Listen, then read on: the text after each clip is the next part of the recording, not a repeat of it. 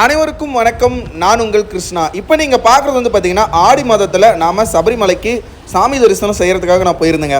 அப்போ வந்து பார்த்தீங்கன்னா நான் குமுளியிலிருந்து கேரளா, அதாவது பார்த்தீங்கன்னா குமுளியிலிருந்து கேரளாவில் இருக்கக்கூடிய பம்பாவுக்கு நம்ம பஸ் ஏறணும். குமுளியிலிருந்து இந்த டைம் வந்து பார்த்தீங்கன்னா ஸ்ட்ரெயிட்டாக சபரிமலைக்கு பஸ் இல்லைங்க. எதனாலனா இந்த டைம் வந்து பார்த்தீங்கன்னா சீசன் கம்மி, கூட்டம் ரொம்பவே குறைவாக இருந்துச்சு. அதனால் நான் குமுளியிலிருந்து ஸ்ட்ரெயிட்டாக முண்டக்கயம் அப்படிங்கிற ஒரு ஊருக்கே பஸ் ஏற்றி விட்டாங்க. முண்டக்கயம் அப்படிங்கிற ஊரில் இருந்து உங்களுக்கு வந்து பார்த்தீங்கன்னா எரிமேலிக்கு பஸ் ஏறணும். டோட்டலாக நீங்கள் சபரிமலைக்கு போகிறதுக்கு 3 பஸ்ஸு ஏறுற மாதிரி இருக்கும். குமுளி, முண்டக்கயம், அதுக்கப்புறம் பார்த்தீங்கன்னா எரிமேலி, அங்கேருந்து கரெக்டாக உங்களுக்கு பம்பாவுக்கு பஸ் இருக்குது அப்படின்னு கூட சொல்லலாம். நான் போகும்போதே பஸ் எல்லாமே ஃபுல்லானதுக்கு அப்புறம் தான் பஸ்ஸே எடுக்க ஆரம்பித்தாங்க. எதனாலனா கூட்டம் ரொம்பவே குறைவாக இருந்துச்சு. ஒரு பஸ்ஸுக்கு 70 பேர்னா மேக்ஸிமம் 40 பேர் இருந்தால் மட்டும்தான் அந்த பஸ் எடுப்பாங்க. ஸோ அந்த இடத்துல உங்களுக்கு 1 மணி நேரம் 2 மணி நேரம் லேட் ஆகிறதுக்கு கூட வாய்ப்பு இருக்குது. ஆனால் கண்டிப்பாக சபரிமலைக்கு குமுளியிலிருந்து பஸ்ஸு இருந்தே இருக்கும் அப்படின்னு கூட நான் சொல்லுவேன். அதுக்கப்புறம் போகிற வழி எல்லாமே இந்த மாதம் போகிறவங்களுக்கு மிகப்பெரிய ஒரு பாதிப்பாக இருக்கக்கூடிய ஒரு சின்ன விஷயம் அப்படின்னா கிளைமேட்டுங்க. எதனாலனா கேரளாவில் இது வந்து பருவமழை காலம் அப்படிங்கிறதுனால கிளைமேட்டில் எங்கே பார்த்தாலும் சாரல் மழை இந்த மாதிரிலாம் இருக்கும். ஆனால் இதில் ஒரு பெனிஃபிட் என்னென்னா ரொம்பவே அற்புதமான இயற்கை காட்சி, ரொம்பவே அழகாக ஓடக்கூடிய அருவிகளாக இருக்கட்டும், ஆறுகளாக இருக்கட்டும், மிக பயங்கரமாக இருக்கக்கூடிய இயற்கை காட்சிகளை உங்களால் அந்த இடத்துல பார்க்க முடியும் அப்படின்னு கூட சொல்லுவேன். சபரிமலைக்கு போகும்போதே உங்கள் உடல் தகுதிங்கிறது இந்த டைம் ரொம்ப ரொம்ப முக்கியம் அப்படின்னு கூட சொல்லுவேன். உங்களுக்கு தலைவலி அல்லது காய்ச்சல் அல்லது வாந்தி வர்றது அல்லது எப்படி சொல்கிறது, உங்களுக்கு இந்த மழை பெஞ்சால் ஒரு சில விஷயங்கள்லாம் ஏற்படும்ல, அது உங்கள் உடல் தகுதி என்னன்னு உங்களுக்கு தான் தெரியும். அதுக்கு தகுந்த மாதிரி கரெக்டாக ப்ரிப்பேராக வந்துடுங்க. எதனாலனா என் பஸ்ஸில் வந்தவங்களுக்கு நிறைய பேருக்கு வந்து பார்த்திங்கன்னா தலைவலி, தலபாரம், வாமிட் இந்த மாதிரிலாம் இருந்துச்சு.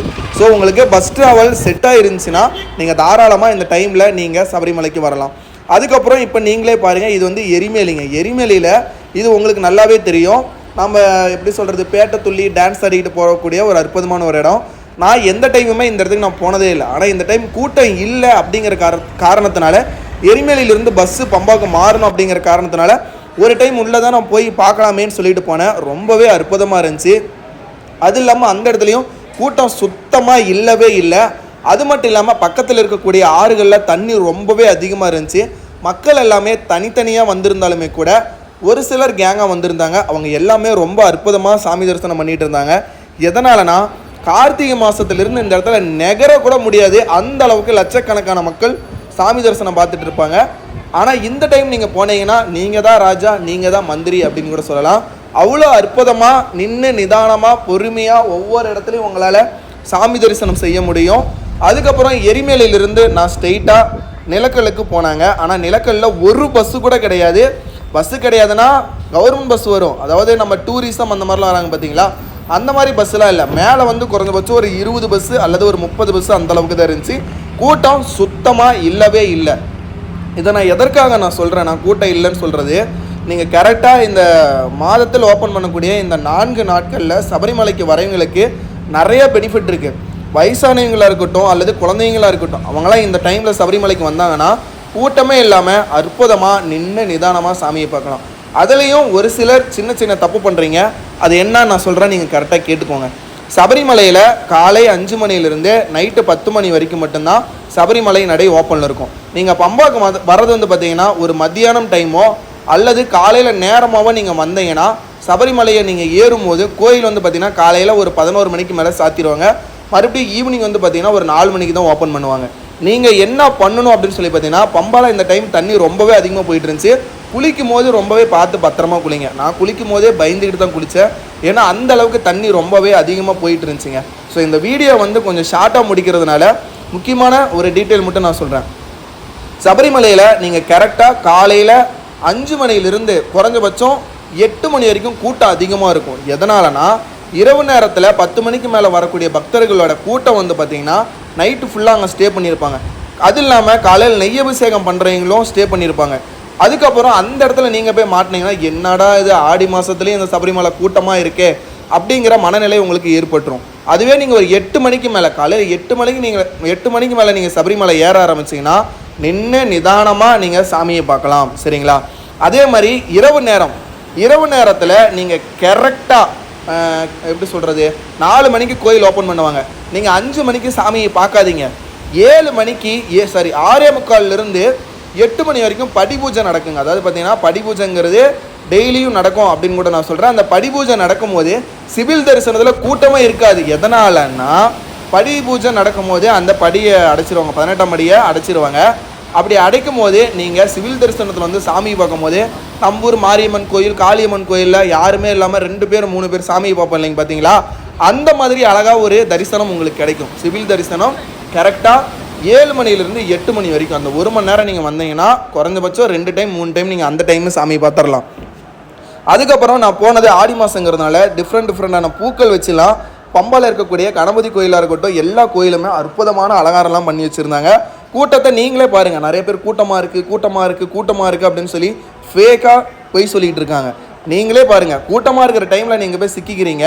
கொஞ்சம் வெயிட் பண்ணுங்கள். நம்மளால எப்படி தெரியுமா, அப்படியே குடுன்னு ஓடணும், எடுத்தோன்னே சாமி போட படப்படன்னு கீழே இறங்கி ஓடி வந்துடணும் அப்படி நினைக்கிறாங்க. அப்படிலாம் போனீங்கன்னா அது நான் வேஸ்ட்டுன்னு கூட நான் சொல்லுவேன்.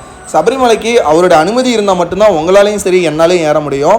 நான் போகும்போது இந்த மாதிரி சாரல் மலையெல்லாம் இருந்துச்சுங்க. நான் சொன்ன டைம் மட்டும் அவங்க நல்லா நீங்கள் மைண்டில் வச்சுக்கிட்டிங்கன்னா நீங்கள் சாமி தரிசனம் ஃப்ரீயாகவே பண்ணலாம். நான் போகும்போது டோலிலாம் கூட இருந்துச்சுங்க. டோலியில் வந்து வயசானவங்க தான், நான் சொன்ன மாதிரி நிறைய பேர் வயசானவங்க ஏறிட்டு இருந்தாங்க, நிறைய பேர் குட்டி குழந்தைங்கள்லாம் ஏறிட்டு இருந்தாங்க. மலை சாரல் மலை பேஞ்சிட்டே தான் இருந்துச்சு. ஆனால் கிளைமேட்டு வேறு லெவலில் இருந்துச்சு.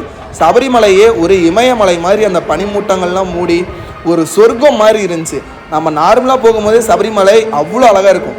இதுவே மழை பெஞ்சி இந்த மேக கூட்டங்களுக்கிடையே நீங்கள் சபரிமலையை பார்க்கும்போது அதில் இருக்கிற ஒரு சந்தோஷம் இருக்குது பார்த்தீங்களா, உங்கள் வாழ்க்கைக்கே ஈடாகாது. இவங்களாம் பாருங்கள், சாயந்தரம் 6 மணிங்க படி பூஜைக்கே நடைய அடைச்சிட்டாங்க.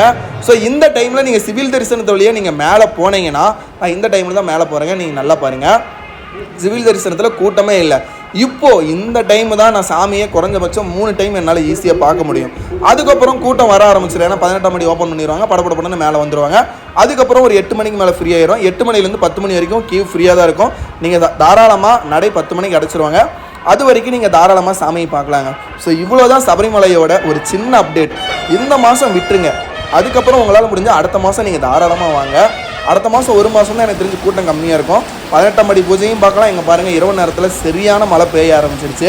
அதுக்கப்புறம் நெய்குண்டத்தில் இருக்கக்கூடிய அந்த நெய்யோட தேங்காயோட இதனால் அந்த மலையில் நினையும் போது அதோட வாசம்லாம் சுற்றியும் பரவி ஒரு புகைமூட்டமாக இருந்துச்சு. அது அவ்வளோ அற்புதமான ஒரு வாசமாக இருந்துச்சு. அது உணர்ந்தால் மட்டும்தான் அதோட உணர்ச்சியை உங்களால் புரிஞ்சுக்க முடியும். எனக்கு எப்படி சொல்லணும்னு தெரியல. அதுக்கப்புறம் அடுத்த நாள் காலையில் பாருங்கள், இது கரெக்டாக 6 மணிக்கு கூட்டம் ரொம்பவே அதிகமாக இருக்குது. எதனாலனா நெய் அபிஷேகத்துக்காக நிறைய பேர் காத்திருந்தாங்க. அதனால் இந்த டைமில் போய் சாமி பார்க்குறீங்கன்னா கூட்டம் அதிகமாக இருக்குது அப்படின்னு சொல்லி நினச்சிக்கிறாங்க. ஸோ இந்த வீடியோவை மறக்காமல் உங்கள் நண்பர்களுக்கு நீங்கள் ஷேர் பண்ணுங்கள். மறக்காமல் நம்மளுடைய ஐடி நீங்கள் ஃபாலோ பண்ணி வச்சுக்கோங்க. இன்ஸ்டாவிலையும் நம்மளுடைய ஐடி உனக்கு தெரியாத தமிழாக நீங்கள் போட்டாவே வந்துடும். அதில் நிறைய வீடியோ சின்ன வீடியோவில் அப்டேட் நான் பண்ணியிருப்பேன். ஸோ உங்களுடைய ஆதரவு எனக்கு கண்டிப்பாக கொடுங்க நண்பர்களே.